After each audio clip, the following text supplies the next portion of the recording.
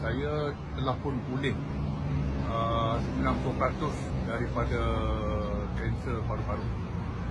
Keputusan CT scan yang saya dapat semalam dan sedikit penjelasan daripada doktor menandakan sel kanser saya di paru-paru sebelah kiri telah pun mengecil hampir 95%. Jadi ada dua imej yang dia bagi kat saya. Imej yang seawal saya dikesan sebagai pesakit kanser paru-paru, dan imej yang kedua saya tu dah silap.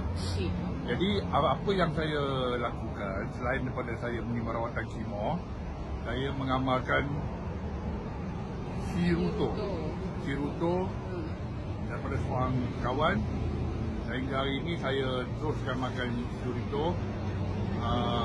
Ini dah masuk kotak yang ke-7 sudah saya, 7 ke 8 juga. 8 macam tu lah.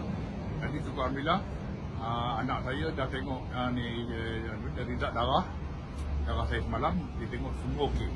Darah cukup baik, dan anak saya seorang doktor pun menyarankan saya supaya teruskan ambil Siruto ni.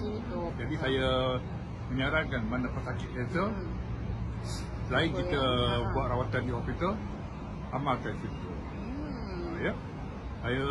Saya cuma APT dah ambil 2 pagi dan 2 malam. 2 pagi 2 malam.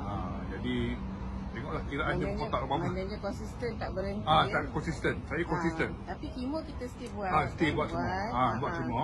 Tapi daripada kemo saya buat tu pun, saya nak ambil Siruto pun saya konsult dulu dengan doktor pakar yang onkologi. Dia pun beri galakan saya supaya ambil Siruto ni. Jadi saya teruskan amal hingga hari inilah. Alhamdulillah, ada 2 berita baik, iaitu darah saya pun back to normal lah, semua okey. Kemudian sel kanser saya tu semakin hidup. InsyaAllah.